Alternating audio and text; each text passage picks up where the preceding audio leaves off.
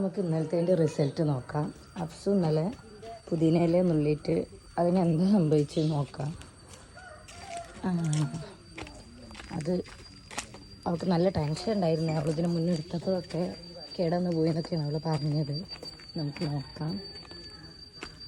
ഇതാട്ടോ ഒന്നര അവൾ നുള്ളിയ പുതിനയിലേൻ്റെ ചെടി ഒരു കുഴപ്പമില്ല, നല്ല അടിപൊളിയായിട്ട് തന്നെ അതുപോലെ തന്നെ നിൽപ്പുണ്ട്, ഒരു പ്രശ്നമില്ല.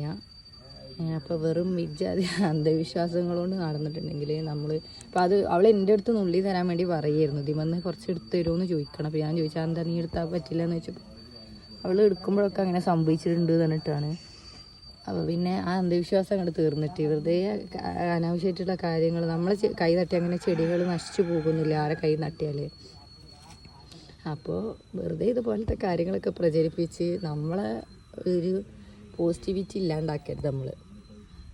അപ്പോൾ നെക്സ്റ്റ് വീഡിയോ നമുക്ക് കാണാം. ടാറ്റാ.